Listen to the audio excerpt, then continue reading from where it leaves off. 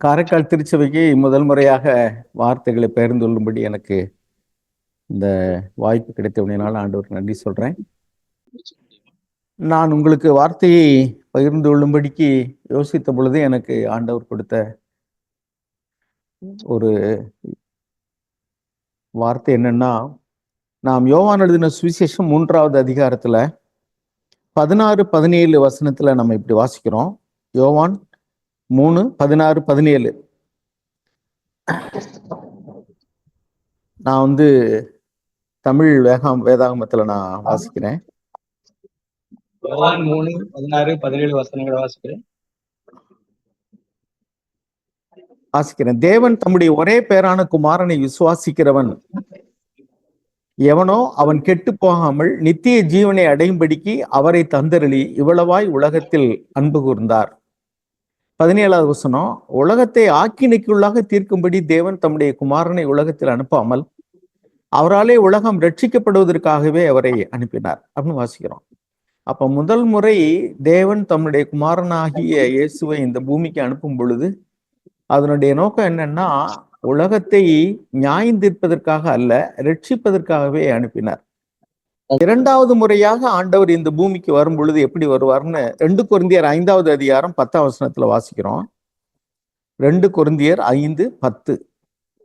ஏனென்றால் சரீரத்தில் அவனவன் செய்த நன்மைக்காவது தீமைக்காவது தக்க பலனை அடையும்படிக்கு நாம் எல்லாரும் கிறிஸ்துவின் நியாயாசனத்திற்கு முன்பாக வெளிப்பட வேண்டும். அப்படின்னா 2வது முறையாக ஆண்டவர் வரும் பொழுது நியாயாதிபதியாக வரப்போகிறார். நமக்கு தெரியும், ஒரு பள்ளிக்கூடத்தில் நம்ம படிக்கிறோம், நமக்கு இருக்கக்கூடிய ஆசிரியர்கள் எப்படி இருப்பாங்கன்னா, நமக்கு சொல்லிக் கொடுக்கக்கூடியவங்களா இருப்பாங்க. நம்மை எப்படியாவது தேற்றுகிறவர்களும் நம்மை உருவாக்குறவர்களுமா இருப்பாங்க. என்ன சந்தேகம் கேட்டாலும் சொல்லுவாங்க, நமக்கு அனுசரணையா இருப்பாங்க. ஆனா அதே சமயத்துல அவர்களே நம்முடைய பரீட்சைக்கு எக்ஸாமினரா வரும் பொழுதும் சரி, நம்முடைய பரீட்சை தாள்களை திருத்தும் போதும் சரி, அவங்க எப்படி இருப்பாங்கன்னா, அவர்கள் ஒரு நியாயாதிபதி போல இருப்பாங்க. அவங்க அங்க பட்சபாதம் காமிக்க மாட்டாங்க. அவங்க கேட்டாலும் சொல்லிக் கொடுக்க மாட்டாங்க. அவர்கள் மொத்தத்துல நமக்கு அறிமுகமானவர்கள் போல நம்மை காட்டிக்கொள்ளவே மாட்டாங்க. ஏன்னா அவர்கள் இப்பொழுது பரீட்சையை வைக்கிறவங்களாக அல்லது பேப்பர் திருத்தர்களாக வருவாங்க. அதே மாதிரிதான் ஆண்டவராய் இயேசு கிறிஸ்து இந்த பூமிக்கு முதல் முறையாக வரும் பொழுது அவர் இந்த உலகத்தை நியாய தீர்ப்பு செய்யும்படிக்கு வராமல் ரட்சிக்கிறதுக்காக வந்தார் என்று வாசிக்கிறோம்.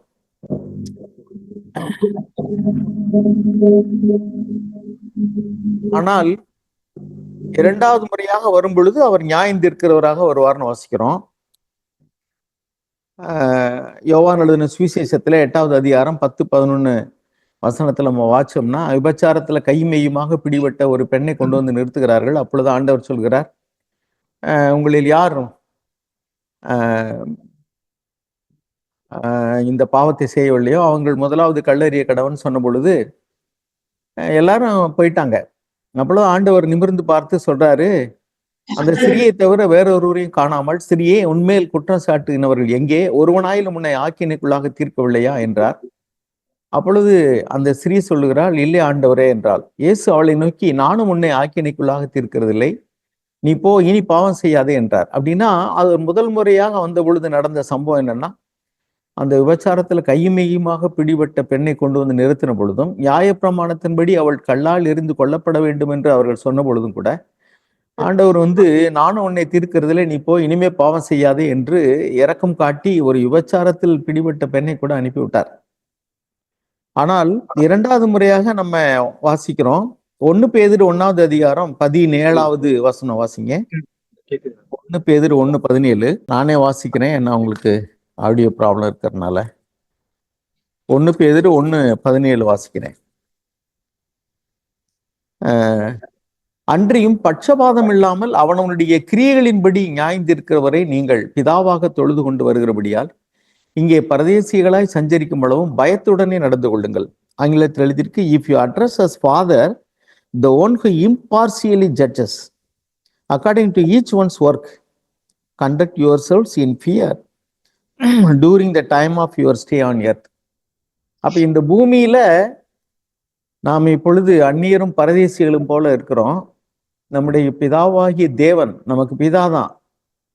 ஆனால் நியாய தீர்ப்பு என்று வரும்பொழுது அவர் பட்சபாதம் இல்லாமல் நியாயந்திருக்கிறவர். S, no partiality. படித்தவன் படிக்காதவன், ஏழை பணக்காரன், ஊழியம் செய்யறவன் ஊழியம் செய்யாதவன், கொடுத்தவன் கொடுக்காதவன், அப்படிலாம் எந்த பட்சபாதமே அவர்கிட்ட கிடையாது. எப்படி கிளாஸ்ல இருக்கும்போது வாத்தியார் நல்லா படிக்கிறவன், ஒழுங்கா கிளாஸ்க்கு வர்றவன், அப்படி பசங்களுக்கு கொஞ்சம் சலுகை காட்டுவாங்க. ஆனா நியாய தீர்ப்பு அல்லது பரீட்சைன்னு வரும் பொழுது எல்லாம் ஒண்ணுதான். அவன் எழுதின பதிலுக்கு தக்கனதான் அங்க மார்க் போடுவாங்க. அதே மாதிரிதான் அருமையானவர்களே, நம்முடைய நியாய தீர்ப்பு குறித்து இப்படி எழுதியிருக்கு. அவருடைய 2வது வருகையில அவர் நியாயாதிபதியாக வரப்போகிறார். ஆண்டவர் ஒரு இடத்துல சொல்றாரு, அவர் மனுஷகுமாரனா இருக்கு அப்படின்னால மனுஷரை நியாயந்திருக்கக்கூடிய முழு அதிகாரத்தையும் பிதா குமாரனுக்கு கொடுத்திருக்கிறார் என்று சொல்லி. நியாயத்தீர்ப்பு குறித்து நாம் பயப்படுவதற்காக இந்த வார்த்தையை நான் பேசவில்லை. நாம் தயாராக வேண்டும் என்பதற்காகவே தேவன் இரக்கம் பாராட்டி இப்பொழுதே நம்மோடு பேசுகிறார். நாம ரட்சிக்கப்பட்டு சபையில இருக்கிறோம், வார்த்தையை கேட்கிறோம். ஆனாலும் கூட நியாய தீர்ப்பு நாள்ல நாம் ஒவ்வொருவரும் கணக்கு கொடுக்க வேண்டும் என்று எழுதியிருக்கிறது. நான் இப்பொழுது உங்களுக்கு வார்த்தையை பகிர்ந்து கொள்ளும் பொழுது நாம் எதற்கெல்லாம் கணக்கு கொடுக்க வேண்டும் அப்படிங்கிறத குறித்து நான் தியானித்தேன் வேத வசனத்தை. அப்பொழுது ரோமருக்கு எழுதின நிருபம் 14வது அதிகாரம் 12ஆம் வசனத்துல இப்படி எழுதியிருக்கு. ரோமர் 14:12, நம்மில் ஒவ்வொருவனும் தன்னை குறித்து தேவனுக்கு கணக்கு ஒப்பிப்பான். அப்படின்னா each one of us will give an account of himself to God. தன்னை குறித்து தேவனுக்கு நாம் கணக்கு கொடுக்க வேண்டும். அப்படின்னா இப்ப கணக்கு அப்படின்ற வார்த்தை ஃபைனான்ஸ்ல வரும். அதாவது வருடம் முடிஞ்ச உடனே வரவு செலவு கணக்கை தாக்கல் பண்ணணும் அப்படின்னு. அப்படின்னா என்ன அர்த்தம் அப்படின்னாக்கும் நமக்கு வரவு வந்தது எவ்வளவு, செலவு எவ்வளவுன்னு. அதே மாதிரிதான் நமக்கு தேவன் என்னென்னலாம் கொடுத்திருக்கிறாரோ, அது நேரத்தை கொடுத்திருக்கலாம், அப்புறம் தேவன் நமக்கு வரத்தை கொடுத்திருக்கலாம், பொருளை கொடுத்திருக்கலாம், உலக பிரகாரமான ஆசீர்வாதங்களை கொடுத்திருக்கலாம், சுகத்தை கொடுத்திருக்கலாம், தாளந்துகளை கொடுத்திருக்கலாம். ஆக தேவன் நமக்கு இந்த பூமியில இருக்கும் பொழுது என்னென்னலாம் கொடுத்தாரோ அதுக்குதான் அவர் கணக்கு கேட்பார். அப்ப நமக்கு இந்த பூமியில இருக்கும் பொழுது தேவன் நமக்கு என்னெல்லாம் கொடுத்திருக்காரோ அதுக்கு அவர் கணக்கு கொடுக்கும். நமக்கு வார்த்தையை கொடுத்திருக்கிறார். அந்த வார்த்தையின்படியே நம்ம இந்த பூமியில வாழ்றோமா கீழ்ப்படுகிறோமாங்கிறது குறித்து அந்த வார்த்தைக்கு நம்ம கணக்கு கொடுக்கணும். அப்ப இந்த வார்த்தைக்கு நம்ம கணக்கு கொடுக்கணும் அப்படின்னு சொல்லி நம்ம கேட்கிறோம்னா, ஆண்டவரா இயேசு கிறிஸ்து அப்படிதான், நீங்க கொடுத்த வார்த்தையை நான் அவர்களுக்கு கொடுத்தேன் அப்படின்னு சொல்றாரு. சோ இப்ப என்னன்னாக்கும் இந்த பூமியில வாழும் நாட்கள்ல தேவன் நமக்காக ஜீவனை கொடுத்தார். நம்ம பாவங்களை மன்னித்து நமக்கு ரட்சிப்பை கொடுத்திருக்கிறார். அவருடைய வார்த்தைகளை தந்திருக்கிறார். அவர் சபையை கொடுத்திருக்கிறார். நமக்கு வரங்களை கொடுத்திருக்கிறார். ஒவ்வொரு நாளும் ஆயுசு நாளத்தை கூட்டி கொடுத்து ஒவ்வொரு நாளும் 24 மணி நேரத்தை கொடுத்திருக்கிறார். அப்ப நமக்கு கணக்கு கொடுக்கணும் அப்படின்னா நம்ம எதுக்கெல்லாம் கணக்கு கொடுக்கணும் அப்படின்னா, நமக்கு கொடுத்திருக்கிறதான நேரத்திற்காக நம்ம கணக்கு கொடுக்கணும். ஏன்னா நாம லூக்கா எழுதின சுவிசேஷம் 19வது அதிகாரம் 11வது வசனத்துல என்ன வாசிக்கிறோம் அப்படின்னா, ஒரு எஜமான் வெளியூர் போகும் பொழுது அவனுடைய வேலைக்காரர்கள் எல்லாம் அழைத்து அவர்களுக்கு ஒவ்வொருவருக்கும் ஒரு 10 மினாசை ஒவ்வொருத்தருக்கும் ஒன்னொன்னு கொடுக்குறாரு. இந்த ஓமைக்கு விளக்கம் சொல்லும் பொழுது நம்முடைய மூத்த சகோதரர் சகரியா பொன்னன் அவர்கள் என்ன சொல்லியிருக்காங்கன்னா, நமக்கு இந்த பூமியில சந்தர்ப்பங்களோ பணமோ அல்லது ஆயுள் காலமோ அல்லது வரமோ எல்லாருக்கும் ஒரே மாதிரி கிடையாது. ஆனா இந்த மினாஸ் 10 பேருக்கு ஒன்னொன்னு சமமா கொடுத்தபடினால நம்ம ஒவ்வொருவருக்கும் சமமாக கொடுக்கப்படுவது என்னது அப்படின்னாக்கும் நேரம். நம்ம ஒவ்வொருவருக்கும் ஒரு நாள் அப்படின்னா 24 மணி நேரம் சமமாக இருக்கிறது. And he called 10 of his servants, slaves, and gave them 10 minas and said to them, do business with this until I come back. அப்ப அவர் அவங்களுக்கு ஒவ்வொருத்தருக்கும் 10 பேர் அழைக்கிறாரு, 10 மினாசை கொடுக்கிறாரு அப்படின்னா ஒவ்வொருத்தருக்கும் ஒண்ணுதான். அப்ப நம்ம ஒவ்வொருவருக்கும் 24 மணி நேரத்தை தேவன் கொடுத்திருக்கிறார். இன்னைக்கு அநேகம் பேர் நேரத்தை எப்படி செலவழிக்கிறோம் அப்படின்னா, நம்ம தேவனுக்கு பயந்திருக்க கடவோம். ஏன்னா நம்ம நியாயத்தீர்ப்பை குறித்து பயப்படாது இருக்கணும்னா நம்மளை நாமே நியாயந்திருக்கணும். அப்படிதான் நம்ம வந்து ஒன்று கொரிந்தியர் 11ஆம் அதிகாரத்துல 30-31 வசனத்தை படிச்சு பார்த்தோம்னா அங்க என்ன எழுதியிருக்கு அப்படின்னாக்கும், நம்மை நாமே நியாயந்திருத்தால் நாம் நியாயந்திருக்கப்படும் அப்படின்னா, நாம இங்கேயே நம்மளை நிதானித்து அறிந்து விட்டால் அப்ப நம்மளை சரி பண்ணி கொள்ளுவோம். அப்பொழுது நியாயத்தீர்ப்பு நாள்ல நம்ம வெட்கப்பட மாட்டோம். எனவேதான் நான் இந்த வார்த்தையை நான் உங்களோடு பகிர்ந்து கொள்கிறேன். அருமையானவர்களே, நம்ம ஒவ்வொருவருக்கும் எவ்வளவு நேரத்தை தேவன் கொடுத்திருக்காரோ ஒவ்வொரு நாளும் 24 மணி நேரம். அந்த நேரத்தை நாம் தேவனுக்கு மகிமையாக பயன்படுத்துகிறோமா அல்லது நம் இஷ்டப்படிக்கு வீணாக்குகிறோமா? அந்த மினாசை பெற்றவங்க வந்து புதைச்சு வச்சுட்டாங்க அப்படின்னு எழுதியிருக்கோம். மறைத்து வைத்தார்கள், புதைத்து வைத்தார்கள். காரணம் என்னன்னா, அவர்கள் வந்து அதை லாபகரமாக பயன்படுத்த தவறிவிட்டார்கள். நமக்கு கிடைக்கக்கூடிய நேரத்துல நம்ம தேவனுடைய செய்திகளை கேட்கலாம். இன்னைக்கு நிறைய யூடியூப்ல அல்லது ரெக்கார்டட் மெசேஜே நிறைய இருக்கு. யூடியூப்ல கேட்கலாம், அல்லது பைபிளை வாசிக்கலாம், தியானிக்கலாம், அல்லது ஜெபிக்கலாம், அல்லது தேவன் கொடுத்ததான அந்த நேரத்தை பயன்படுத்தி மற்றவர்களுக்காக தீவிரத்துக்கு ஏதுவா ஏதாவது செய்யலாம். அந்த மாதிரி நம்ம செய்யறோமா? இன்னைக்கு அநேகம் பேர் வந்து செல்போன்லையும் வாட்ஸ்அப்லையும் யூடியூப்லையும் தேவையில்லாத குப்பைகளுக்கு அதை பயன்படுத்துறாங்க. அந்த நேரத்தை வீணாக்குறாங்க. கடைசியில் அந்த நேரத்தை கொடுத்த ஆண்டவருக்கு வந்து ஏதோ கடமைக்காக கொஞ்சம் நேரம் ஜெபம் பண்றதும் பைபிள் படிக்கிறது, அப்படி அந்த நேரத்தை நமக்கு கொடுத்த ஆண்டவருக்கு நம்ம கொடுக்கறது மிக குறைவான பகுதியாக இருக்கிறது அநேகருடைய வாழ்க்கையில. நான் கூட அநேக நேரங்கள்ல நான் வந்து செல்போன்ல நியூஸ் பார்க்கலாம், அல்லது நம்மை சுற்றி என்ன நடக்குன்னு பார்க்கலாம்.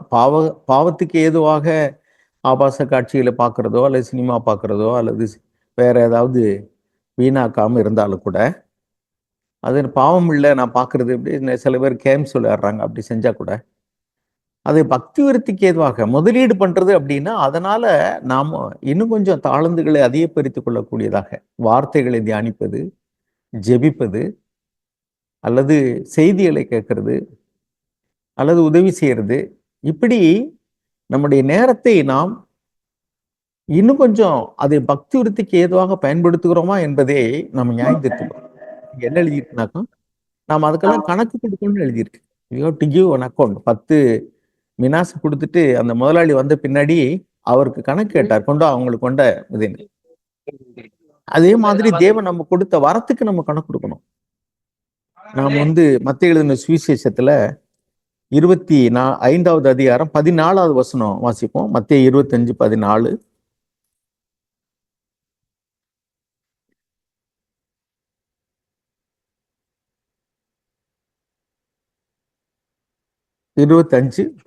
அன்றியும் பரலோக ராஜ்யம் பிரதேசத்துக்கு பிரயாணமாய் போகிற ஒரு மனுஷன் தன் ஊழியக்காரனை அழைத்து அவனுடைய திறமைக்கு தக்கதாக ஒருவனிடத்தில் 5 தாளந்தும், ஒருவனிடத்தில் 2 தாளந்தும், ஒருவனிடத்தில் 1 தாளந்துமாக கொடுத்து உடனே பிரயாணப்பட்டு போனான்.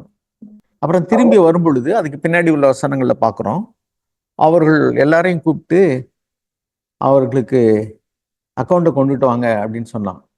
வெகு காலமான பின்பு அந்த ஊழியக்காரனுடைய எஜமான் திரும்பி வந்து அவரிடத்தில் கணக்கு கேட்டான். அப்படிதான் நம்ம இப்ப ரோமர் 14:12 வாசிச்சோம். நம்மளை குறித்து ஒருவரும் அப்படின்னா, நம்ம ஒரு சபைக்கு பின்னாடி ஒளிந்து கொள்ள முடியாது, ஒரு மூப்பருக்கு பின்னாடி ஒளிந்து கொள்ள முடியாது, எங்களுக்கெல்லாம் சேர்த்து நீங்களே கணக்கு கொடுங்க அப்படின்லாம் சொல்ல முடியாது. ஏன்னா அங்க என்ன எழுதியிருக்குனாக்க, everyone should give an account of himself to God. ஒவ்வொருவனும் தன்னை குறித்து தேவனுக்கு அவனே கணக்கு கொடுக்கணும். இன்னொரு கணக்கு கொடுக்க முடியாது. அப்ப நமக்கு கொடுக்கப்பட்டதான இயற்கையான தாளந்துகள் பாருங்க. இப்ப ஒரு சிலருக்கு கல்வி அறிவே இல்லை, படிக்கிறதுக்கான வாய்ப்பு இல்லை. பைபிள் எழுதியிருக்கு, you should use every opportunity. நமக்கு கிடைக்கக்கூடிய ஒவ்வொரு சந்தர்ப்பத்தையும் நாம் பயன்படுத்திக் கொள்ள வேண்டும் என்று வாசிக்கிறோம்.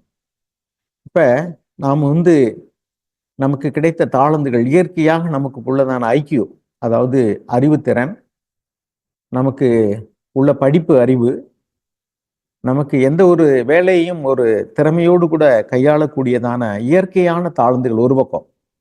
இன்னொரு பக்கம் ஆவிக்குரிய வரங்கள். நம்ம 1 கொரிந்தியர் 12 வாசிக்கிறோம், ஆவிக்குரிய வரங்கள். அதையெல்லாம் நம்ம வந்து எப்படி உபயோகிக்கிறோம்? போதிக்கிற வரம் இருக்கு, புத்தி சொல்லக்கூடிய வரம் இருக்கு, மேய்ப்பருக்கு ஆத்துமாக்களை விசாரிக்கக்கூடியதான ஒரு தாளந்துகள். அப்புறம் தீர்க்க தரிசன வரம். இப்படி அநேக வரங்களை நான் வாசிக்கிறோம். இன்னொரு வரம் கூட இருக்கு. ரோமர்கள் நிறுவம் 12வது அதிகாரம் 8வது வசனத்துல கொடுக்கக்கூடிய வரம். நமக்கு வந்து தேவன் பணத்தை கொடுத்திருந்தாருன்னா அந்த பணத்தை கொடுத்து பாருங்க, புத்தி சொல்லுகிறவன் புத்தி சொல்லுகிறதிலும் தரித்திருக்க கடவன். 6ல இருந்தே வரங்கள் சொல்லியிருக்கு. பகிர்ந்து கொடுக்கிறவன் வஞ்சனை இல்லாமல் கொடுக்க கடவன். முதலாளியானவன் ஜாக்கிரதையா இருக்க கடவன். இறக்கம் செய்கிறவன் உற்சாகத்துடனே செய்ய கடவன். அப்ப அங்க என்ன எழுதியிருக்குனாக்கும், he who gives with liberality, மற்றவர்களை ஒரு தலைவனாக இருந்து வழி நடத்தக்கூடியதான ஒரு இது இருந்துச்சுன்னு சொன்னா, நான் வந்து WPTC அப்படின்னு ஒரு மொழிபெயர்ப்பு இருக்கு, அது உங்களுக்கு தெளிவா விளங்குங்கிறதுக்காக நான் வாசிக்கிறேன். அதுல வந்து ரோமர்கள் நிறுவத்துல 12வது அதிகாரத்துல நான் 6ல இருந்து வாசிக்கிறேன் பாருங்க. நமக்கு பலவிதமான வரங்கள் இருக்கின்றன. ஒவ்வொரு வரமும் நமக்கு தேவனுடைய இரக்கத்தால் கிடைத்தது. நம்முடைய தீர்க்க தரிசனம் சொல்லுகிற வரத்தை பெற்றவன் அதனை தன் நம்பிக்கைக்கு ஏற்ற வகையில் பயன்படுத்த வேண்டும். Use talents. அதான் சேவை செய்வதற்கான வரத்தை பெற்ற ஒருவன் நன்றாக சேவை செய்வானாக. போதிக்கும் வரத்தை பெற்ற ஒருவன் போதிப்பானாக. மற்றவருக்கு ஆறுதல் சொல்லும் வரத்தை பெற்ற ஒருவன் அவ்வாறே ஆறுதல் சொல்வானாக. மற்றவர்களுக்கு தாராளமாக கொடுத்து உதவுகிற வரத்தை பெற்ற ஒருவன் ஏராளமாக கொடுத்து உதவுவானாக. தலைவனாக இருக்க வரத்தை பெற்றவன் கடுமையாக பணியாற்றி சிறந்த தலைவனாக இருப்பானாக. மற்றவர்களிடம் இரக்கம் காட்டும் வரத்தை பெற்ற ஒருவன் மகிழ்ச்சியோடு இரக்கம் காட்டுவானாக. இப்படிதான் அருமையானவர்களே, இது எல்லாமே வரம் என்று சொல்லியிருக்கு. இது எல்லாமே டேலண்ட்ஸ். அப்ப தேவன் நமக்கு வந்து இப்படிப்பட்டதான வரங்கள்ல எதை நமக்கு கொடுத்திருந்தாலும் சரி, மற்றவர்களுக்கு உதவி செய்யும்படிக்கு ஆலோசனை சொல்லக்கூடியதான ஒரு ஞானம், அல்லது பணம் கொடுத்து உதவி செய்யக்கூடிய, இரக்கம் செஞ்சு மற்றவர்களுக்கு உதவி செய்யக்கூடியதான வாய்ப்புகள் அல்லது வசதிகள், அல்லது வேலை இல்லாமல் இருக்கிறாங்க அவங்களுக்கு ஏதாவது வேலை செய்யக்கூடியதான, வேலை பார்த்து கொடுக்கக்கூடியதான ஒரு உதவி செய்யலாம். திருமணமாகாமல் இருக்கிறவங்க இருக்கிறாங்க, அவங்களுக்கு ஏதாவது அவர்கள் ஒரு நல்ல வாழ்க்கை துணையை கண்டுபிடிக்கிறதுக்கு உதவி செய்யலாம். விதவைகள் இருக்கிறாங்க, ஊனமுற்றவர்கள் இருக்கிறாங்க, இன்னும் பலவிதமான குறைவுகளோடு கூட மக்கள் இருக்கிறாங்க. அதை நிறைவு செய்யக்கூடியதான வாய்ப்புகளும் திறமைகளும் வசதிகளும் நமக்கு இருக்குன்னு சொன்னா நம்ம அதை செய்யணும். அதுதான் அங்க எழுதியிருக்கு. அது வந்து ஒரு வரம். அதை தேவன் நமக்கு கொடுத்திருந்தார்னா அதை நம்ம உபயோகப்படுத்தணும். கடுமையாக உழைத்து உதவி செய்வானாக அப்படின்னு எழுதியிருக்கு. அப்ப இதையெல்லாம் தேவன் நமக்கு கொடுத்திருந்தார்னா, whatever he has given to us, அதை குறித்து நம்ம கிட்ட கணக்கு கேட்கும் பொழுது நம்ம என்ன செய்வோம்? இதை யோசிப்பார்மையானவர்களே. தேவன் நமக்கு ஒன்று கொடுத்தாருன்னா நம்மளாவே அதை வந்து அனுபவிச்சுட்டு, எனக்கு போதும், எனக்கு நல்ல சபை, நல்ல வார்த்தை, எனக்கு ரட்சிப்பு கொடுத்துருக்காரு, என் குடும்பம் ரட்சிக்கப்பட்டிருக்கு, என் பிள்ளைகள் ரட்சிக்கப்பட்டிருக்காங்க, அவங்க படிச்சிருக்காங்க, வேலை பார்க்குறாங்க, எனக்கு போதுமான வசதி இருக்கு, நீங்க நல்லா இருந்தா, நீதிமானா இருந்தா தேவன் கொடுப்பாரு, இப்படி மற்றவர்களை குற்றப்படுத்திட்டு நாம் வந்து நமக்காகவே வாழலாம். கிறிஸ்து இயேசுவில் இருந்த சிந்தையே உங்களிலும் இருக்க கடவுள்னு பிலிப்பியர் 2ல் வாசிக்கிறோம். அது என்னன்னா, அவர் தனக்கானதை தேடாமல் பிறனுக்கானதை தேடித்தான் பரலோகத்திலிருந்து இறங்கி வந்தார். அவர் வசதியான ஒரு நிலைமையில இருந்தார். அவருக்கு தேவனோடு கூட, தேவனுக்கு சமமாக இருக்கக்கூடிய ஒரு வாய்ப்புகள், அதை விட்டுட்டு அவர் இறங்கி வந்தாரா நம்ம மேல் உள்ள அன்பினால வந்தார். அப்ப நம்ம எல்லாம் ரட்சிக்கிறதுக்காக தான் வந்தார். எனவே நமக்கு தேவன் கொடுத்ததான தாளந்துகளுக்கு நாம் கணக்கு ஒப்புவிக்க வேண்டும். அதுதான் நம்ம வந்து அந்த மத்தேயு எழுதின சுவிசேஷத்துல 25வது அதிகாரம் 14ஆம் வசனத்திலிருந்து நம்ம வாசிக்கிறோம். கலாத்தியர்கள் நிறுவத்துல கூட 6வது அதிகாரம் 10ஆம் வசனம் வாசிக்கிறோம். கலாத்தியர் 6:10.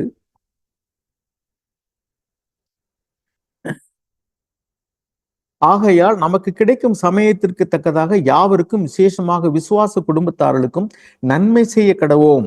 நன்மை அப்படின்னா என்னென்ன விதத்துல எல்லாம் நன்மை செய்ய முடியுமோ, பசியோடு இருக்கிறவர்களுக்கு உணவு கொடுக்கிறது, வியாதியோடு இருக்கிறவர்களுக்கு ஒரு ஆறுதல் சொல்லி அவர்களை விசாரிக்கிறது, இது எல்லாமே உதவிதான், நன்மை செய்யறதுதான். ஆண்டவராய் இயேசு கிறிஸ்துவை குறித்து வாசிக்கிறோம், அவர் நன்மை செய்யறவராய் சுற்றி திரிந்தார் அப்படின்னு. நம்ம வந்து நான் பொய் சொல்லலை, நான் திருடலை, நான் உபச்சாரம் பண்ணலை, திரும்ப திரும்ப இதைத்தான் சபையில கேட்கிறோம், அதையே நான் செய்யறேன்னு திருப்தியா இருந்தோம்னு சொன்னா, இதுக்கெல்லாம் கணக்கு கேட்டா என்ன சொல்லுவான்? நீ பொய் சொல்லலப்பா, நீ திருடலப்பா, நீ உபச்சாரம் பண்ணலப்பா, வாஸ்தவம் தான். ஆனா நான் உனக்கு இவ்வளவு தாளந்துகளை கொடுத்தேனே, இவ்வளவு வசதிகளை கொடுத்தேனே, இவ்வளவு வாய்ப்புகளை கொடுத்தேனே, இவ்வளவு நன்மை செய்யக்கூடியதான சந்தர்ப்பங்களை கொடுத்தேனே, நீ அதெல்லாம் என்ன செஞ்ச? நான் உனக்கு கொடுத்ததான இந்த ரட்சிப்பு, அநேகம் பேருக்கு தேவனுடைய வார்த்தையை கேட்க முடியாத ஒரு பஞ்சம் இருக்குது. நம்ம சபையில் ஏராளமான வார்த்தைகள் நம்ம கேட்குறோம். Whether we employ that to win people, நம்ம இதெல்லாம் உபயோகப்படுத்துகிறோமா மற்றவர்கள் ஆதாயம் பண்ணுறதுக்கு ஏற்ப? ஓகே. அதுக்கடுத்து என்னன்னா, தேவன் நம்மிடத்துல கொடுக்கக்கூடியதான பொறுப்புகள் அல்லது மனிதர்கள். நம்ம லூக்கா எழுதின சுவிசேஷத்துல 16வது அதிகாரத்துல நமக்கு கொடுக்கக்கூடியதான லிட்டில் ரெஸ்பான்சிபிலிட்டிஸ், அதாவது சில ஒரு மொழிபெயர்ப்பில் எப்படி இருக்கு, லிட்டில் லிட்டில் ரெஸ்பான்சிபிலிட்டிஸ் எழுதியிருக்கு. கொஞ்சத்தில் உண்மை உள்ளவன். பாருங்க, உதாரணத்துக்கு கொஞ்சம் பொறுப்பை தேவன் நமக்கு கொடுக்குறாரு. லூக்கா 16:10. நம்முடைய குடும்பத்தில் உள்ளதான பிள்ளைகள், நம்முடைய மனைவி, நம்முடைய பெற்றோர்கள், இவரெல்லாம் நம்முடைய குடும்பத்தில் இருக்கிறாங்க. கொஞ்சம் பேர் அவர்களை நம்முடைய ஆளுகைக்குள்ள தேவன் கொடுத்திருக்கிறாரு. நான் இங்க வாட்சணுமா ரோமர் 12ல் ஒரு தலைவனாக இருக்கக்கூடியதான ஒரு தகுதியை அல்லது வந்து ஒரு வரத்தை தேவன் உங்களுக்கு கொடுத்திருந்தா, நீங்க கடுமையாக உழைத்து ஒரு நல்ல தலைவனாக இருங்க, பொறுப்புள்ளவனாக இருங்கன்னு சொல்லிட்டு. இப்ப நம்மளையெல்லாம் தேவன் வந்து நம்முடைய குடும்பத்தில் உள்ளவர்களுக்கு நம்ம தான் பொறுப்பு, நம்முடைய பிள்ளைகளுக்கு நம்ம பொறுப்பு. இப்ப நிறைய பெற்றோர்கள் வந்து பிள்ளைகளை ரட்சிப்புக்கு ஏதுவா நடத்துறதுல அக்கறை இல்லாமல் இருக்கிறாங்க. காலம் ரொம்ப கொடியது. இப்பெல்லாம் நம்ம வந்து நன்மை செய்யறதுக்கும் ரட்சிக்கப்படுவதுக்கு தான் பிரயாசப்பட வேண்டியிருக்கு. தீமை செய்யறதுக்கெல்லாம் நம்ம இயல்பா சும்மா அப்படியே இருந்தாலே போதும், கண்டிப்பா வந்து நம்ம கெட்டு போயிடுவோம், நம்ம பிள்ளைகள் கெட்டு போயிடுவாங்க. அப்ப நான் சமீபத்தில் ஒரு சர்ச்சுக்கு போயிருந்தேன். அந்த தாயின் தகப்பன் வந்து ரொம்ப சோகமே உருவாக நின்றுட்டு இருந்தாங்க. என்னன்னு கேட்டேன். எங்களுடைய மகன் வந்து இப்ப வாலிபனா வளர்ந்து இப்ப வேலை செய்யறான், அவன் வந்து ரட்சிக்கப்பட்டு ஞானஸ்தானம் எடுத்துட்டான். ஆனா இப்ப இவ்வளவு நாள் சர்ச்சில் இருந்துட்டு இப்ப போய் அவன் வந்து ஒரு ரட்சிக்கப்படாத பொண்ணை திருமணம் செய்ய போறேன்னு சொல்றான்ட்டு ரொம்ப ஒரு அழாக்குறையா வந்து வேதனையோட சொல்லிட்டு இருந்தாங்க. அவங்களுடைய இருதயம் எவ்வளவு பாரமா இருக்கு பாத்தீங்களா? சின்ன பிள்ளையில இருந்தே சர்ச்சில் இருந்த பிள்ளை இப்படி இருக்கிறானே அப்படின்னு எங்களுக்கு சங்கடமா இருக்கு அப்படின்னாங்க. உண்மையிலேயே அந்த பெற்றோருடைய மனபாரத்தை நான் வந்து புரிஞ்சுக்கிறேன். என்னுடைய பிள்ளைகள் வந்து ரட்சிக்கப்படுவதற்கு முன்னாடி என்னுடைய பாரம் அப்படிதான் இருந்துச்சு. அவர் ரட்சிக்கப்பட்ட உடனே நான் விடுதலையா இருக்கிறேன். தேவனுடைய இறக்கம் தான். ரட்சிப்புங்கிறது நம்ம பிரயாசப்படுறதுனால மட்டும் வர்றதே கிடையாது, கிரியைகள்னால வர்றதும் கிடையாது. ஆனா பிரயாசப்படணும். 1 பேதுரு 5ஆம் அதிகாரத்தில் அப்படித்தான் வாசிக்கிறேன். கொஞ்ச காலம் பிரயாசப்படுகிறதான உங்களை சீர்படுத்தி சிறப்படுத்தி பலப்படுத்துவாருன்னு நம்ம 1 பேதுரு 5:10 நினைக்கிறேன். அதே மாதிரிதான் நம்முடைய பிள்ளைகளுடைய காரியத்திலையும், நம்ம பெற்றோருடைய காரியத்துல, நம்முடைய உறவினருடைய காரியத்துல, அதாவது நம்மளை நம்பி சில ஆத்துமாக்களை கொஞ்சம் பேரை தேவன் கொடுத்திருக்கிறாரு, அவங்களுக்கு நம்ம கணக்கு கொடுக்கணும். So we must be faithful in the little responsibilities. நமக்கு கொடுக்கப்பட்ட கொஞ்சம் பொறுப்புல, கொஞ்சம் நபர்கள் விஷயத்துல நம்ம ரொம்ப பொறுப்புள்ளவங்களா இருக்கணும். இருக்கிறோமா? இல்ல பிள்ளைகளை பெற்றுட்டோம், சண்டே கிளாஸ்க்கு அனுப்புறோம், அந்த சண்டே கிளாஸ் வேலை, சபைக்கு அனுப்புறோம், அவங்க வந்து சபையில உள்ளவங்க மூப்பர்களுடைய வேலை அப்படின்னு சொல்றோமா? நம்ம யோசிச்சு பார்ப்பாரு மாணவர்களே. அந்த பிள்ளைகளுக்கு வந்து நல்ல படிப்பை கொடுக்கணும்னு நினைக்கிறோம், நல்ல வேலை, நல்ல திருமணம், இதெல்லாம் நடக்கணும், சொத்து சுகம் வாங்கி கொடுக்கணும்லாம் நினைக்கிறோம். ஆனா அந்த பிள்ளைகள் சரியான ரட்சிப்புல இருக்கிறாங்களா? நிறைய பெற்றோர்கள் வந்து வேலைன்னு வரும் பொழுது அந்த வேலை நிமித்தம் வந்து சபையே இல்லாத ஊரா இருந்தாலும் பரவாயில்ல, போய் நல்லா சம்பாரி அப்படின்னு நினைக்கிறாங்க. ஏன்னா அவர்களை பொறுத்த வரைக்கும் இந்த உலக பிரகாரமான சம்பாத்தியம், பதவி, அதாவது வேர்ல்ட்லி வேல்யூ சிஸ்டம் தான் அவங்க வச்சிருக்காங்க. ரட்சிக்கப்பட்டவங்க கூட சபையில இருந்து டாக்டருக்கு படிக்கணும், நீட் தேர்வுக்கு படி அப்படின்னா 1 வருஷம் சர்ச்சுக்கே போக முடியாது. பரவாயில்ல, போ, 1 வருஷம் தானே. சரி, 1 வருஷம் சென்று மருத்துவக் கல்லூரிகளில் சேர்க்கும் போது என்ன, அது நல்லா கல்லூரியா கிடைச்சுன்னா ரைட்டு, அல்லது ஃபீஸ் எங்கே கம்மியா இருக்கு, அதான் பாக்குறாங்க ஒழிய, அந்த வாலிப பிராயத்துல அவர்கள் வந்து பலவிதமான சோதனைகளுக்கு ஆளாகக்கூடியதான இந்த பருவத்துல படிப்பு நிமித்தமோ அல்லது வேலை நிமித்தமோ நல்ல சம்பளம் கிடைக்குது, நல்ல படிப்பு கிடைக்குதுங்கிறதுக்காக நம்ம அனுப்புறோமே, அவனுடைய ஆத்மா எவ்வளவு விரையேற்பட்டது. பைபிள்ல என்ன எழுதியிருக்கு? ஒரு மனுஷன் தன் ஆத்மாவுக்கு ஈடாக எண்ணத்தை கொடுப்பான், உலகம் முழுவதும் கொடுத்தாலும் அந்த ஆத்மாவுக்கு ஈடாகுமான்னு ஆண்டவர் சொல்றாரு. அப்ப இந்த இவ்வளவு பெரியதான விலையேறப்பட்ட ரட்சிப்பு குறித்து நம்ம அக்கறை இல்லாம இருந்தோம்னா, அப்புறம் பின்னாடி அந்த பிள்ளைகள் வந்து என்னை பார்க்கல, நான் படிக்க வச்சேன், வேலை வாங்கி கொடுத்தேன், அவனுக்கு நல்லா கல்யாணம் பண்ணி வச்சேன், சொத்து சேர்த்து வச்சேன், வயசான காலத்துல என்னை பார்க்கலாம், எப்படி பார்ப்பான்? நீங்க என்ன விதைச்சிங்களோ அதைத்தானே நீங்க அறுப்பீங்க. உலகத்துக்கு ஏற்ப you imbue in the worldly system, values. உலகத்துல எதெல்லாம் மக்கள் மதிக்கிறாங்களோ, படிப்பு, பதவி, நல்ல ஸ்டேட்டஸ், பவர், அதிகாரம், பணம், சொத்து, கௌரவம், இதைத்தான் நீங்க வந்து அவங்களுடைய மனதில் பதிய வச்சீங்க. அதைத்தான் அவங்க இப்பவும் வேல்யூ பண்றாங்க. நீங்க தேவ பக்திக்கு ஏதுவான ரட்சிப்பை குறித்தும் தேவனுடைய சாயலை அடைவதை குறித்தும் இதுதாப்பா ரொம்ப விலையேறப்பட்டது அப்படின்னு சொன்னா அதுதானே மேன்மை உள்ளது. அப்பதானே அவங்க வந்து தேவனுடைய பிள்ளைகளா இருப்பாங்க, உங்களையும் உங்களுக்கு செய்ய வேண்டிய கடமையை அவங்க செய்வாங்க. நான் உங்களுக்கு கடமை செய்யணும் பார்க்கணுங்கிறதுக்கா இதை சொல்லலை. நமக்கிட்ட தேவன் ஒப்புவித்ததான நம்முடைய பிள்ளைகள் குடும்பத்தாருக்கு நம்ம தான் கணக்கு கொடுக்கணும். நோவாவை குறித்து நம்ம வாசிக்கிறோம். அவன் நிமித்தம் அந்த 8 பேரையும் தேவன் வந்து ரட்சிப்புக்குள்ள நடத்திட்டார்ல, காப்பாத்திட்டார்ல. அப்ப நோவா வந்து பேழையை கட்டுறதுக்கு முன்னாடியே அவன் தன்னுடைய ரட்சிக்கப்படாத அல்லது அவனுடைய குடும்பத்தை சேராத அந்த 3 மருமக்கள்மார் வந்து அவங்க வீட்டுக்கு வந்தாங்களே, அவங்களும் இப்ப நோவாவை பின்பற்றி அவனுடைய மனைவியும் பிள்ளைகளையும் பின்பற்றி கடவுளுடைய வார்த்தைக்கு முக்கியத்துவம் கொடுக்கக்கூடிய நிலைமைக்கு அவங்க மாறிட்டாங்க. அதனால இப்ப நோவா வந்து பேழைக்குள்ள வாங்க, ஆண்டவர் மழையை வருஷிக்க பண்ண போறார், பூமியை அழிக்க போறாருன்னு சொல்லும்போது அதை விசுவாசிக்கிறாங்க. ஆனா லோத்துனுடைய பிள்ளைகள், லோத்து வந்து நல்ல வசதியான ஒரு இடம், ஏதேன் தோட்டத்தை போன்று இருந்த சோதம் கொமோரா பட்டணத்துக்கு அழைச்சிட்டு போனாரு.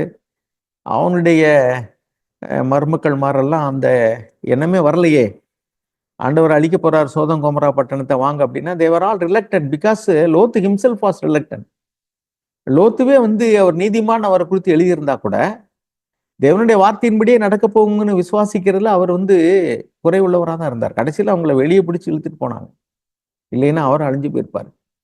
அப்ப இதை நம்ம கவனிங்க. நம்ம வந்து நம்ம இடத்துல ஒப்புவித்து இருக்கிறதான பிள்ளைகளுக்கும் குடும்பத்தாருக்கும் அல்லது நம்ம யாருக்கெல்லாம் பொறுப்பு வைக்கிறோமோ அவங்களுக்கு நம்ம கணக்கு கொடுக்கணும் அப்படிங்கிற உணர்வு நமக்கு இருக்கா? அதே மாதிரி ஒரு சிலர் நம்ம சபையில வந்து மூப்பொருளா இருக்கிறோம்.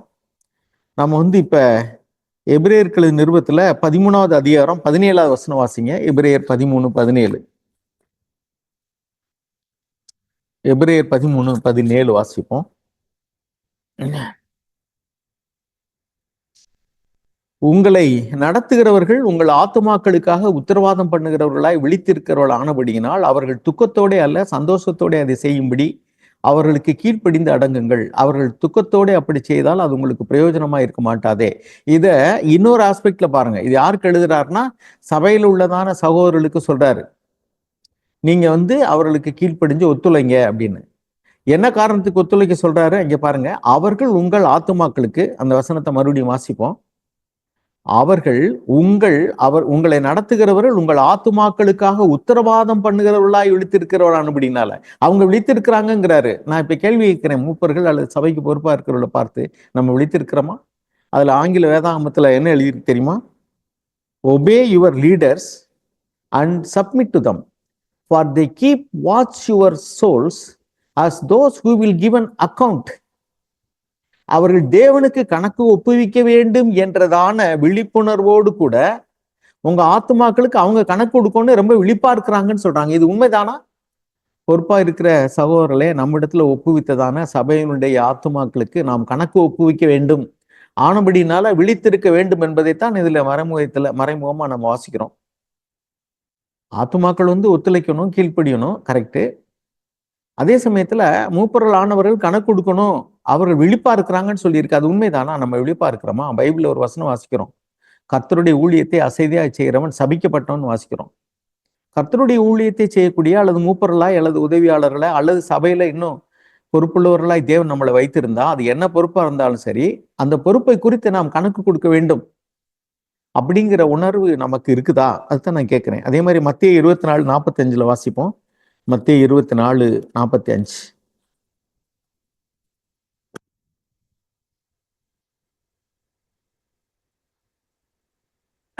ஏற்ற வேளையிலே தன் வேலைக்காரருக்கு போஜனம் கொடுத்து அவர்களை விசாரிக்கும்படி எஜமான் வைத்த உண்மையும் விவேகமும் உள்ள ஊழியக்காரன் யாவன்? Who then is the faithful servant, sensible slave, whom his master put in charge of his household to give them their food at the proper time. இப்ப நம்ம வார்த்தைகளை பகிர்ந்து கொள்ளக்கூடிய ரெஸ்பான்சிபிலிட்டி இருக்கு சபையில. அதை நம்ம சீரியஸா எடுத்துக்கிறோமா? தேவனுடைய சமூகத்துல போய், ஆண்டவரே நான் என்ன வார்த்தையை இன்னைக்கு பகிர்ந்து கொள்ள, எனக்கு தெரியாத ஆண்டவரே, நீங்க என்ன வார்த்தையை கொடுக்குறீங்க சொல்லுங்க, நான் அதை கொடுக்குறேன். நீங்க தான் இந்த ஆத்துமாக்கள்லாம் கொடுத்துருக்கீங்க, அவங்க என்னுடையவர்கள் அல்ல, அவர்கள் உம்முடையவர்கள், நீங்க தான் கொடுத்தீங்க, உங்களுடைய ரத்தத்தினால சம்பாரிச்சிங்க, நாங்க அவங்கள கண்காணிக்கணும்னு எங்ககிட்ட கண்காணிப்புல கொடுத்துருக்கீங்க. இன்னைக்கு நான் அவர்களுக்கு வார்த்தையை கொடுக்கணும். எப்படி கண்காணிக்க? அவருடைய வார்த்தையை கொடுத்து அவர்களை தேற்ற வேண்டும், கண்டிக்க வேண்டும், புத்தி சொல்ல வேண்டும், அவருடைய பலகீனர்களை தாங்க வேண்டும், அவர்களுக்காக அவருடைய ஆத்மாக்களுக்காக விழிப்புணர்வுகளாக இருந்து அவர்கள் சபைக்கு வர்றாங்களா, அவங்களுடைய குடும்பத்துல சமாதானம் இருக்கா, கடன்படாம வாழ்றாங்களா, அவங்க பாவம் இல்லாம ஆவிக்குரிய வாழ்க்கையில வளர்ச்சி அடைந்துட்டு வர்றாங்களா, இதெல்லாம் கண்காணிக்கிறதுக்கு தான் தேவன் நம்மளை வச்சிருக்கிறாரு. அப்போ அவர்களை குறித்து நாம் கணக்கு ஒப்புவிக்க வேண்டுமே. ஏன்னா இங்க எழுதியிருக்கு, அவர்கள் கணக்கு ஒப்புவிக்கிற வேண்டும் என்று விழிப்பா இருக்கிறாங்க, நீங்க அவங்களுக்கு அடங்குங்க. அவங்க அடங்க வேண்டும், கரெக்ட், அது அவங்க சைட்ல. நம்ம சைட்ல மூப்பொருளா இருக்கிறவங்க வந்து அவர்களுக்காக நான் கணக்கு ஒப்புவிக்க வேண்டும் என்ற எண்ணம் இருக்கிறதா? Do we give proper food அப்படின்னா என்ன? ஆவிக்குரிய உணவு கொடுக்கணும். அப்படி கொடுக்கிறோமா? இதை நம்ம தியானிப்பு அருமையானவர்களே. கர்த்தருடைய ஊழியத்தை நாம் அசதியாய் செய்தால் சாபத்துக்குள்ளாக வேண்டும் என்றுதான் பழைய ஏற்பாட்டு எழுதியிருக்கு. கர்த்தருடைய ஊழியத்தை அசதியாய் செய்கிறவன் சபிக்கப்பட்டவன். அப்ப நம்ம ஜாக்கிரதையா செய்யணும், விழிப்பா இருக்கணும். அப்படி இல்லைன்னா பிசாசானவன் தனக்கு கொஞ்ச காலம் மாத்திரம் உண்டென்று அறிந்து அப்படின்னு வாசிக்கிறோம். அவன் ரொம்ப உக்கிர கோபத்தோடு கூட வருகிறானா. சபையில் உள்ளதான மக்களை, ரட்சிக்கப்பட்ட விசுவாசிகளை அவன் சிதறடிக்கிறதுக்கும் அவருடைய விசுவாசத்தை கவித்து போடுவதற்கும் அவன் எதுக்கு வர்றான்னா, அவன் கொல்லவும் அழிக்கவுமே வருகிறான்னு எழுதியிருக்கு. ஆண்டவராய் இயேசுவ தன் ஜீவனையே கொடுத்து அவர்களை ரட்சிக்கிறதுக்காக வந்தார்.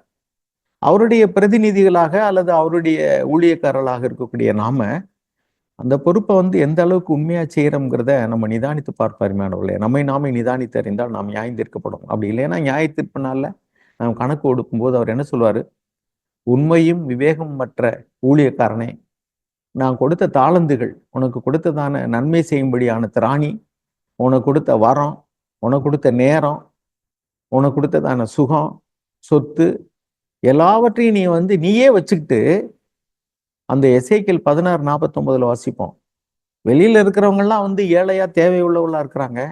ஆனா அந்த சோதம் குமாராவுல இருந்த குமார்த்திகளுடைய பாவம் என்னன்னா, அவர்கள் அதிகப்படியான உணவை சாப்பிட்டார்கள். தேவர் வெரி கிளட்டூனஸ். அப்படின்னா நல்ல சத்தியம் நமக்கு கிடைக்குது, வெளியில சத்தியமே கிடைக்கல. நமக்கு நாமே வாழ்ந்துட்டு இருக்கோம். we live for ourselves.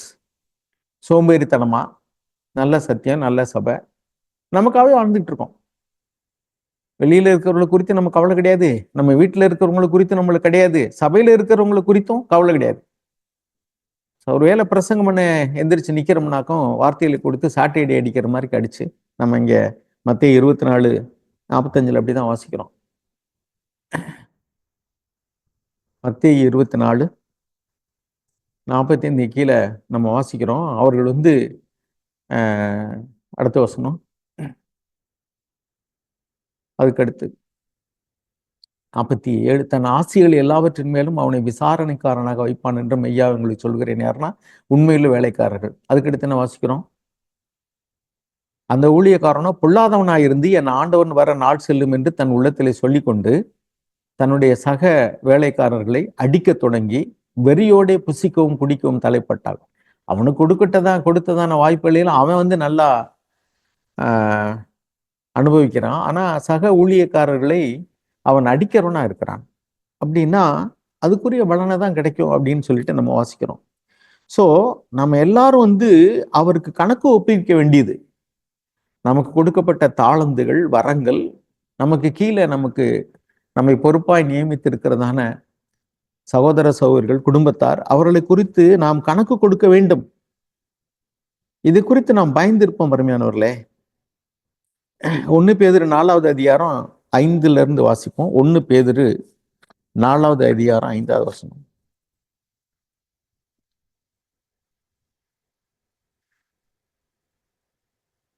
வாசிங்க. 1 பேதுரு 4:5. உயிரோடு இருக்கிறவர்களுக்கும் மரித்தோர்களுக்கும் நியாய தீர்ப்பு கொடுக்க ஆயத்தமா இருக்கிறவருக்கு அவர்கள் கணக்கு ஒப்புவிப்பார்கள். யாரு? ஆண்டவராகிய இயேசு கிறிஸ்துவை விசுவாசிக்காம இந்த உலகத்துல தன் இஷ்டப்படி வாழ்கிறவர்கள், குடிக்கிறவர்கள், வெறிக்கிறவர்கள், இந்த உலகத்தை தகாத விதமாக அனுபவிக்கிறவர்கள், அவர்கள் தங்களை குறித்து கணக்கு ஒப்புவிப்பார்கள். ஆனா நம்ம எபேசியர் 6வது அதிகாரம் 5வது வசனம் வாசிங்க. எபேசியர் 6:5. நம்மளும் கணக்கு ஒப்புவிக்கணும். Slaves, be obedient to those who are your masters according to the flesh with fear and trembling. வேலைக்காரரே, நீங்கள் கிறிஸ்துவுக்கு கீழ்ப்படுகிறது போல சரீரத்தின்படி உங்கள் எஜமான்களா இருக்கிறவர்களுக்கு பயத்தோடும் நடுக்கத்தோடும் கவரற்ற மனதோடும் கீழ்ப்படிந்து. அதுக்கடுத்து நம்ம வாசிக்கிறோம் 9வது வசனத்துல, எஜமான்களே அப்படியே நீங்களும் வேலைக்காரருக்கு செய்ய வேண்டியவர்களை செய்து அவர்களுக்கும் உங்களுக்கும் எஜமானானவர் பரலோகத்தில் இருக்கிறார் என்றும் அவரிடத்தில் பட்சபாதம் இல்லை என்றும் அறிந்து கடும் சொல்லை விட்டு விடுங்கள். நீங்க இப்ப முதலாளியாகவோ அல்லது எம்ப்ளாயராகவோ இருக்கிறீங்க, அல்லது மூப்பர்களா இருக்கிறீங்க. உங்களுக்கு கீழே பணி செய்யக்கூடிய வேலையாட்கள் இருக்கிறாங்க. அது வீட்டுல வேலை செய்யறவங்களா இருக்கலாம். சாக் சொல்லுவாரு, நமக்கு வீட்டுல வேலை செய்யறவங்க, அவர்களை நீங்க எப்படி ட்ரீட் பண்றீங்க, உங்களுக்கு கீழே இருக்கக்கூடிய கீழ் நிலையில விளிம்பு நிலையில இருக்கக்கூடிய மக்களை நீங்க எந்த அளவுக்கு மதிக்கிறீங்க, அதுதான் நீங்க தேவனுக்கு பயப்படுறவங்களா இல்லையாங்கிறத நிர்ணயிக்கக்கூடிய காரியம். ஏன்னா இங்க என்ன எழுதியிருக்கு, உங்களுக்கு எஜமான் தான் அவங்களுக்கு எஜமான். ஒரு நாள்ல 2 பேர் நிக்கணும். அவங்கள நம்ம எப்படி ட்ரீட் பண்ணோம்ங்கிறது குறித்து தேவன் நம்மகிட்ட கணக்கு கேட்பார்.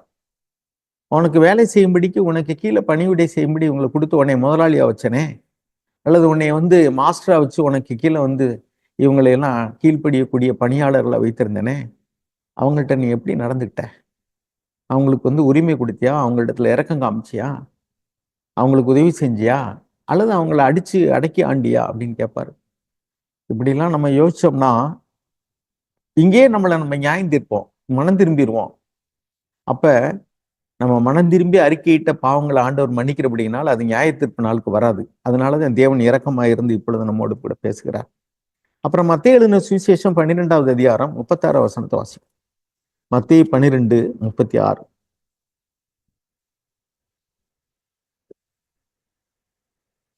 மனுஷர் பேசும் வீணான வார்த்தைகள் யாவையும் குறித்து நியாய தீர்ப்பு நாளிலே கணக்கு ஒப்புவிக்க வேண்டும் என்று உங்களுக்கு சொல்லுகிறேன். அப்ப மனுஷர் பேசும் வீணான வார்த்தைகள் யாவையும் குறித்து நியாய தீர்ப்பு நாள்ல நம்ம கணக்கு கொடுக்கணுமா? வீணான வார்த்தைகள் எப்படின்னா, இருதயத்தின் நிறைவினால் வாய் பேசும். அப்ப வாய் பேசுற வார்த்தைகள் சரியான வார்த்தையா, வீணான வார்த்தையா, மற்றவர்களை குற்றப்படுத்தக்கூடிய வார்த்தையா, நியாயந்திருக்கிற வார்த்தையா, புண்படுத்தக்கூடிய வார்த்தையா, இதெல்லாம் அந்த உள்ளத்தின் நினைவுகள்ல இருந்து அது வருது. இதயத்தின் நிறைவினால் வாய் பேசும். அப்ப மற்றவர்களிடத்தில் நம்ம பேசக்கூடிய வார்த்தைகள் எப்ப வீணான வார்த்தையாதுன்னா ஐடில் வேர்ட்ஸ்ன்னு எழுதியிருக்கு. வார்த்தையின் மிகுதியில் பாவம் இல்லாமல் போகாதுன்னு ஆண்டவர் சொல்றார்.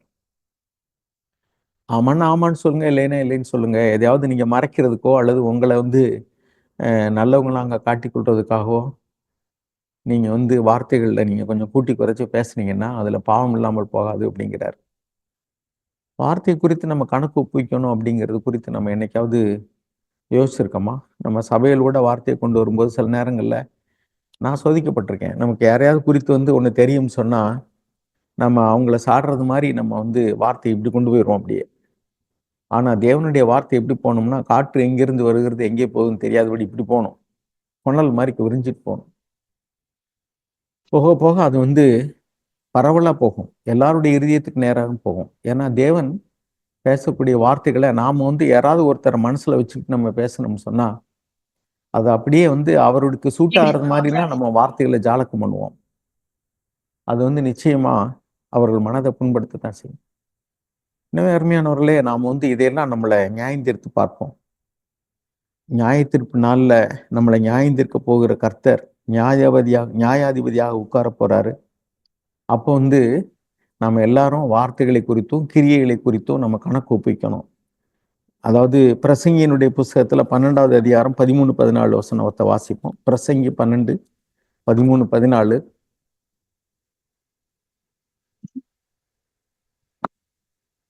காரியத்தின் கடத்தொகையை கேட்போமாக, தேவனுக்கு பயந்து அவர் கற்பனைகளை கைக்கொள், எல்லா மனுஷர் மேலும் விழுந்த கடமை இதுவே. 14. ஒவ்வொரு கிரியையையும் அந்தரங்கமான ஒவ்வொரு காரியத்தையும் நன்மையானாலும் தீமையானாலும் தேவன் நியாயத்திலே கொண்டு வருவார். அப்ப ஒவ்வொரு கிரியைகளையும் தேவன் நியாயந்திருக்க போகிறார். ரோமருக்கு எழுதின நிருபம் 2வது அதிகாரத்துல நம்ம வாசிப்போம். ரோமர் 2:1 வாசிப்போம். அப்புறம் 16 வாசிப்போம்.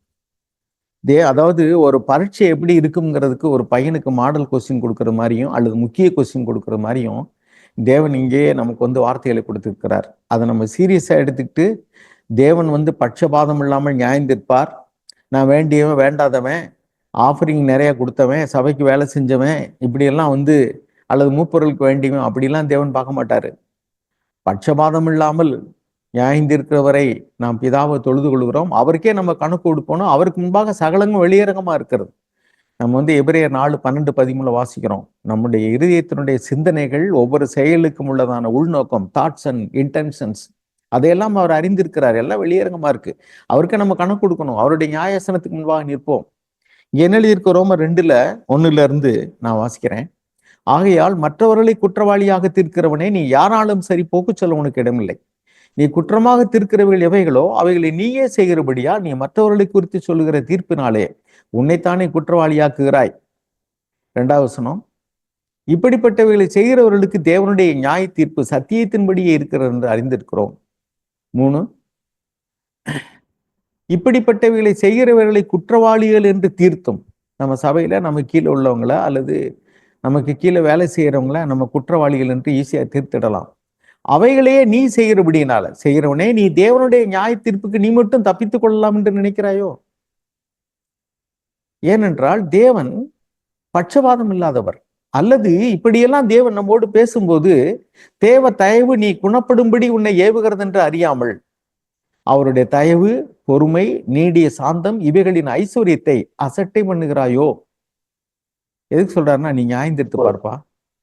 தேவன் நீடிய பொறுமையோடு இருக்கிறாரு. அதை நீ அசட்டை பண்ணிடாத. 16 On the day when according to my gospel God will judge the secrets of men's thoughts and intentions. என் சுவிசேஷத்தின்படியே தேவன் இயேசு கிறிஸ்துவை கொண்டு மனுஷருடைய அந்தரங்கங்களை குறித்து நியாய தீர்ப்பு கொடுக்கும் நாளிலே இது விளங்கும். தேவன் எதை குறித்து நியாய தீர்ப்பு கொடுக்க போறாருன்னா, வெளியரங்கமான கிரியையிலே மாத்திரமல்ல. ஜாக் அடிக்கடி சொல்லுவாங்க, ஒரு சமீபத்துல ஒரு இதுல பார்த்தேன். அதாவது பாவம் அப்படிங்கிற போது பாவம் எந்தெந்த ரூபத்தில எல்லாம் மனுஷர்கிட்ட இருக்குன்னா, given account of our sins, நம்முடைய பாவங்களை குறித்து நம்ம கணக்கு கொடுக்கணும். நமக்குள்ள ஓடிக்கிட்டு இருக்கிற வீடியோ டேப் இந்த ஜாக்பருடைய ட்ராக்ஸ் நீங்க படிச்சிருப்பீங்க.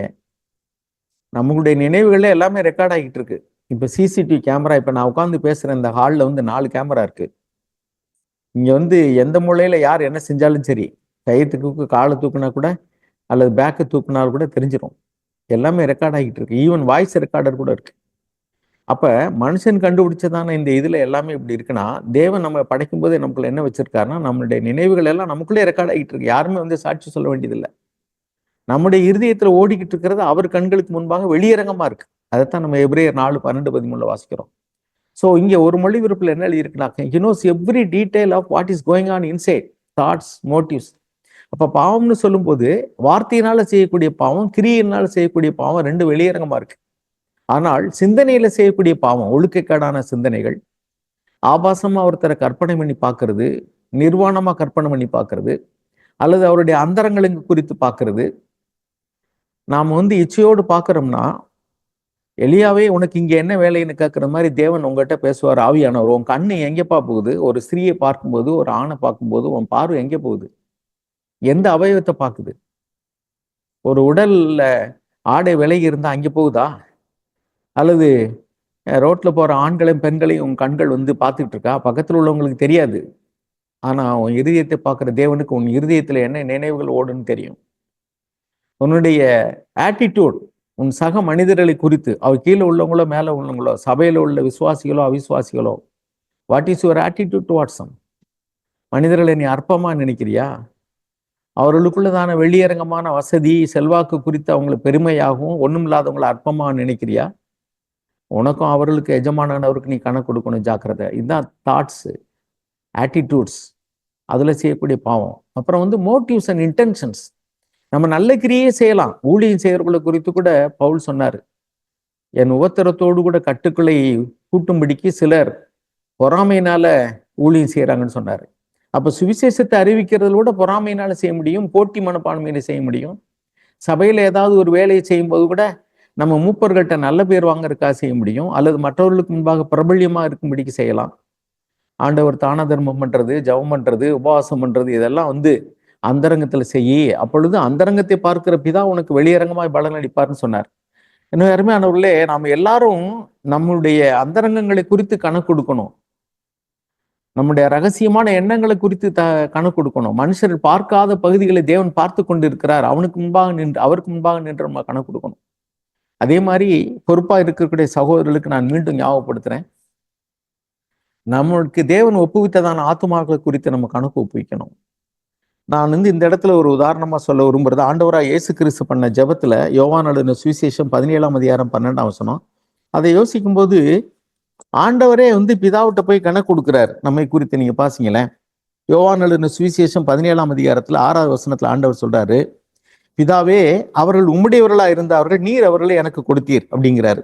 8வது வசனத்துல நீர் எனக்கு கொடுத்த வார்த்தைகளை நான் அவர்களுக்கு கொடுத்தேன். the words which you gave me, எனக்கு நீர் வார்த்தைகளை கொடுத்தீர், அதை நான் அவங்ககிட்ட கொடுத்துட்டேன். இப்ப நீங்க யாராவது பணம் கொடுத்து உங்களுக்கு நீங்க மற்றவர்களுக்கு உதவி செய்யுங்கன்னு சொன்னா அந்த பணத்தை நீங்க வந்து ப்ராம்ப்டா அவங்களுக்கு உதவி செய்றீங்களா? சில இடங்கள்ல ஏழைகளுக்கு அல்லது விதவைகளுக்கு உதவி செய்யும்படி கொடுக்கப்பட்ட பணத்தை கூட அதை வாங்கி கொடுக்கறதுல அலட்சியம் அல்லது உதவி செய்யறதுக்குள்ள விருப்பம் இல்லாம இருக்கிறாங்க.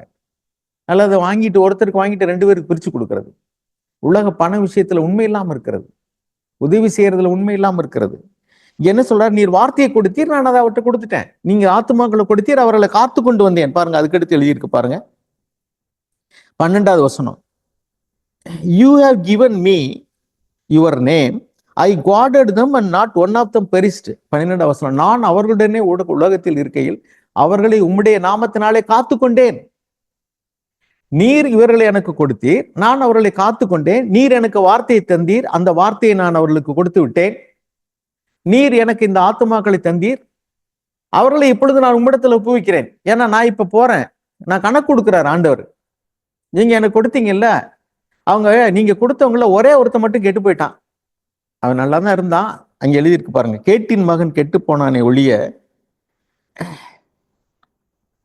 பாருங்க 12வது வசனத்துல பின்னாடி என்ன எழுதியிருக்கு, நான் அவங்களை காத்து கொண்டேன், அதுல ஒரு மனுஷன் மோசம் போயிட்டான்ப்பா. பாருங்க, நீர் எனக்கு தந்தவர்களை காத்து கொண்டு வந்தேன், வேத வாக்கியம் நிறைவேறத்தக்கதாக கேட்டின் மகன் கெட்டு போனானே அல்லாமல் அவர்கள் ஒருவனும் கெட்டு போகவில்லை. பாத்தீங்களா, அவர் கொடுத்தவங்ககிட்ட கணக்கு கொடுக்கிறார். நீங்க கொடுத்த எல்லாரையும் நான் உங்களுடைய நாமத்தினால காத்து கொண்டேன், உங்க வார்த்தைகளை கொடுத்தேன், அவர்களுக்கு உங்களுடைய ஆலோசனைகளை சொன்னேன், ரட்சிப்பு கொடுத்தேன், உங்களுடைய நாமத்தினால அவர்களை காத்து கொண்டேன். ஆனா ஒருத்த மாத்திரம் கெட்டு போயிட்டாப்பா, ஒரு ஆடு போச்சு. கணக்கு கொடுக்கிறாரு. இப்படி நம்ம கணக்கு கொடுக்கக்கூடிய அளவுக்கு ஜாக்கிரதையா இருக்கிறோமா? அருமையானவர்களே, நம்ம இடத்துல ஒப்பு கொடுத்ததான பிள்ளைகளுக்கு, நம்ம இடத்துல கொடுத்த குடும்பத்துக்கு, நம்ம இடத்துல கொடுத்த பணத்துக்கு, நம்ம இடத்துல கொடுத்த நேரத்துக்கு, நமக்கு கீழே ஒப்பு கொடுத்ததான ஆத்துமாக்களுக்கு நம்ம கணக்கு கொடுக்கணுங்கிற தெய்வ பயத்தோட இருந்தோம்னா, பட்சபாதம் இல்லாமல் நியாயந்திருக்கிறவருக்கு முன்பாக நாம் நிற்கும் பொழுது வெட்கப்பட மாட்டோம். நம்ம வெட்கப்படாத ஊழியக்காரனா இருப்போம். இன்னும் அருமையானவர்களே, நம்ம எல்லாரும் வந்து இதெல்லாம் மூப்பர்களுக்கு பேசுறான்னு நினைக்க வேண்டாம். நீங்க பெற்றோர்களா இருக்கிறீங்களே, உங்களுடைய பிள்ளைகளுக்கு நீங்க தான் கணக்கு கொடுக்கணும். நம்ம ஒவ்வொருவரும் நமக்கு கணக்கு கொடுக்கணும். நம்முடைய கிரியைகளுக்கும் சிந்தனைகளுக்கும் அபிப்பிராயத்துக்கும் அல்லது நமக்குள்ளதான எல்லா விதமான ரிசோர்சஸ், அதுக்கெல்லாம் நம்ம கணக்கு கொடுக்கணும். அதே மாதிரிக்க நமக்கு கீழே உள்ளவங்களுக்கு நம்ம கணக்கு கொடுக்கணும். சபையில உள்ளவங்களுக்கு பொறுப்புள்ளவர் கணக்கு கொடுக்கணும். தேவனிடத்திலிருந்து பெற்றுக்கொண்ட வார்த்தைகளுக்கு கணக்கு கொடுக்கணும் எழுதியிருக்கு. நீ கொடுத்த வார்த்தையை நான் அப்படியே கொடுத்துட்டேன், நான் எதையும் வச்சுக்கல, ஒன்றையும் நான் மறைக்கல, எல்லாத்தையும் நான் கொடுத்துட்டேன். நம்ம பெற்ற ஆசீர்வாதத்தை, நன்மையை நம்ம அப்படி பகிர்ந்து கொள்றோமா? அருமையானவர்களே, இதை எல்லாமே நம்ம வந்து பிரசங்கியனுடைய புஸ்தகம் 12, 13, 14 எழுதியிருக்கு. நீ செய்யற எல்லாவற்றையும் நன்மையானாலும் சரி தீமையானாலும் சரி தேவன் நியாய தீர்ப்பிலே கொண்டு வந்து நிறுத்துவார் என்று அறிவாயா?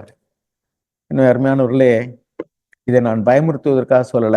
தேவன் நம்மை நேசிக்கிறபடினால முக்கிய கேள்வித்தாள நமக்கு இப்பயே சொல்லிக் கொடுக்கறது மாதிரி சொல்லி கொடுத்துட்டாரு. ஆனா நியாய தீர்ப்பு நாள்ல கண்டிப்பா அவர் நியாயாதிபதியா தான் இருப்பாரு. அந்த நாள்ல அவர்கிட்ட பட்சபாதமே இருக்காது.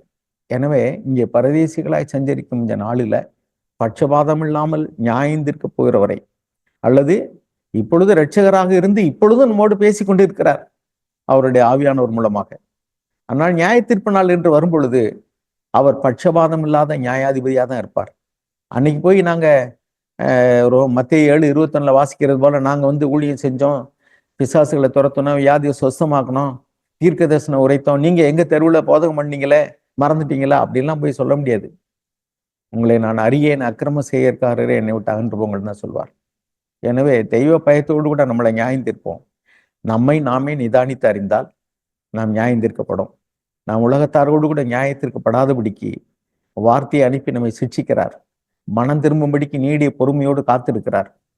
இப்படி நம்ம இங்கேயே நம்ம ஜாக்கிரதையா இருந்து நம்மளை நியாயம் தீர்த்து விட்டால் நிச்சயமா நியாய தீர்ப்புனால நம்ம வெட்கப்படவே மாட்டோம். God bless you all. Thank you brothers, பொறுமையா கேட்டதற்காக நன்றி. ஓகே, ரொம்ப ரொம்ப நன்றி பிரதர், ரொம்ப நன்றி நீங்க கொடுத்த வார்த்தைகளுக்காக. தேங்க்யூ. ஒரு வார்த்தையை வாசித்து நாம ஜெபிக்க போகிறோம். ஓகே. அருமையான சகோதர சகோதரிகளே, ஒரு வார்த்தையை நாம வாசிக்க போகிறோம். எபிரேயருக்கு எழுதின நிருபம் 4ஆம் அதிகாரம் 12, 13 வார்த்தையை நாம் வாசிப்போம். இவ்வளவு நேரம் நாம் கர்த்தருடைய வார்த்தையை கேட்டோம். அந்த தேவனுடைய வார்த்தையானது அதை போடுங்க. ஜீவனும் வல்லமையும் உள்ளதாயும், இருபுறமும் கருக்குள்ள 4, எந்த 12. பட்டயத்திலும் கருக்கானதாயும், ஆத்துமாவையும் ஆவியும் கணுக்களையும் ஊனையும் பிரிக்கத்தக்கதாக உருவ குத்துகிறதாயும் இருக்கிறது. இருதயத்தின் நினைவுகளையும் யோசனைகளையும் வகை இருக்கிறதா இருக்கு. நாம எத்தனையோ முதங்கள்ல கர்த்தருடைய வார்த்தையை கேட்டு அவைகள் நம்முடைய இருதயத்தின் நினைவு யோசனைகள் ஊனையும் கணுக்களையும் பிரிக்கத்தக்கதாக, ஆவியும் ஆத்மாவையும் பிரிக்கத்தக்கதாக அவை காரியங்களை வகையறுத்தது. 13ஆம் வசனம். அந்த வார்த்தைகளை நம்ம கேட்டோம். அந்த வார்த்தைகள் அவருடைய பார்வை, ஒரு மனுஷருடைய பார்வைக்கல்ல, அவருடைய பார்வைக்கு மறைவான படைப்பு ஒன்றும் இல்லை. சகலமும் அவருடைய கண்களுக்கு முன்பாக நிர்வாணமாயும் வெளியரங்கமாய் இருக்கிறது. அவருக்கே நாம் கணக்கு ஒப்புவிக்க வேண்டும். நம்ம கேட்ட எல்லா வார்த்தைகளுக்காய் ஆண்டவருக்கு ஸ்தோத்திரம். அந்த ஆண்டவருக்கே நாம் கணக்கு ஒப்புவிக்க போகிறோம். கர்த்தருடைய வார்த்தைகள் நம்முடைய உள்ளத்தில் ஆழமாய் இன்றைக்கு பேசி இருக்குது. நம்முடைய இருதயத்தின் நினைவு யோசனைகளை வகையறுத்திருக்கிறது. அவருக்கு முன்பாக நான் ஒன்றையுமே மறைக்க முடியாது. மறைவான படைப்பு ஒண்ணுமில்லை. அவருடைய கண்களுக்கு முன்பாக எல்லாம் நிர்வாணமாய் வெளியரங்கமாய் இருக்கிறது என்கிற உணர்வை பெற்றவளாய் வார்த்தையை கேட்ட நாம் எல்லாரும் தலை வணங்கி ஆண்டவர் பக்கமாய் திரும்புவோம். நம்ம கொடுத்த பொறுப்புகள், ஊழியம், பெற்றோர் பொறுப்பு, சபையில பொறுப்பு, என்ன காரியங்களை செய்தாலும் தேவன் நமக்கு கொடுத்த பொறுப்பு, எல்லாவற்றிலும் அவர் ஒருவருக்கே கணக்கு ஒப்பிக்க போறேன். அவர் ஒருவராலேயே நான் பலனை பெற போறேன் என்று அறிந்து எதையும் மனுஷருக்கென்று செய்யாமல் தேவனுக்கென்று மனப்பூர்வமாய் செய்ய இந்த மாலை வேளையில ஆண்டவர் நம்மோடு தெளிவாய் திட்டமாய் நம்மளை உற்சாகப்படுத்தி, எத்தனையோ இடைஞ்சல் இருந்தாலும் அவர் திட்டமாய் பேச வேண்டியதை பேசி இருக்கிறார். அந்த பொறுப்பை உணர்ந்தவளாய் தலைகளை வணங்கி நாம் இருப்போம். மத்தியில நமக்கு நம்முடைய சகோதரன் மூப்பர் சகோதரர் ரமேஷ் அவர்கள் ஜெபிக்க நாம் அன்பாய் கேட்டுக்கொள்கிறோம். அவர் ஜெபிப்பார்.